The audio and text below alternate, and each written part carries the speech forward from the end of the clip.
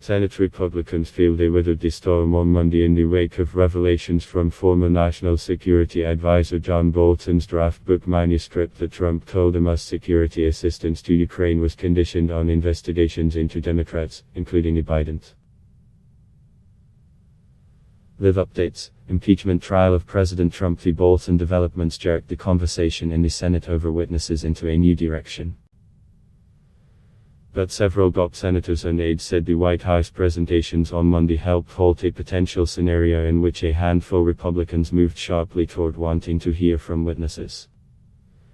Instead, Senate Republicans are, for now, in line with preferred path of the White House and GOP leadership to defeat a witness vote and bring the trial to a close.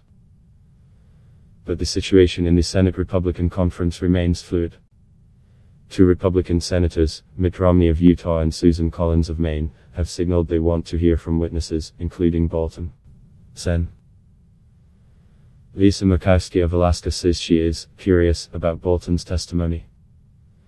Still, there's no sign of a fourth GOP senator expressing support for witnesses at this point, though several Republicans remain on the fence. I think the facts are all out there, said Senate Majority Whip John Thune of South Dakota. I don't think that anything that he's going to say changes the facts. I think people kind of know what the fact pattern is. An administration source familiar with White House conversations with Republican senators said that the vote on witnesses is still tough, and that they are working it hard.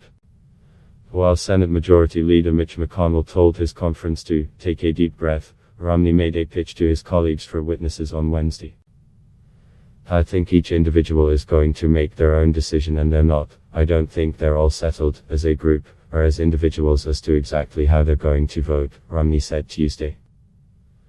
Romney also said an idea that's percolated in Republican circles in recent weeks, that if they're forced to hear from witnesses, it has to be reciprocal, has some merit. The next step's question of witnesses will be addressed later in the week. First, the President's Defense Counsel will wrap their opening argument on Tuesday with presentations from Pat Cipollone and Jay Sekulow, according to a source familiar with the matter. It's expected to be a short day of roughly 2 hours, though the Senate could begin the next phase where senators ask questions of the two sides.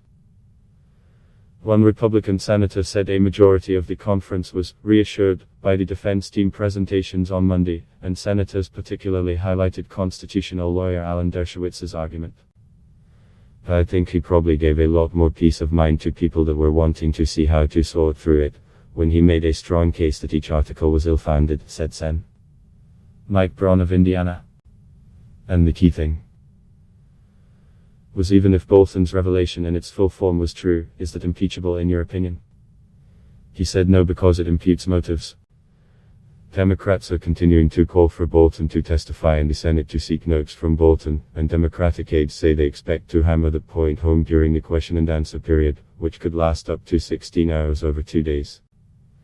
What I've not heard from any of my Republican colleagues is what's the reason not to see John Bolton, and how stupid are we all going to look if his book comes out with extraordinarily relevant information 60 days from now and this proceeding is over, said Sen. Mark Warner, a Virginia Democrat. Democrats also have another goal in mind with the question and answer sessions: defend former Vice President Joe Biden from what they say are unsubstantiated false attacks on the former Vice President from the defense team on Monday. Among the questions that I've been working on with my staff are questions just to make it clear what Joe Biden's role has been in this stuff, that somehow he was involved with this conspiracy. That's a distraction, that's a bright shiny object, said Sen. Tom Carper, a Delaware Democrat. With the Bolton revelations fresh in their minds, and cognizant that more developments still could be coming this week, Republicans are also drawing up other contingency plans for dealing with the former National Security Advisor's allegations. After GOP Sen.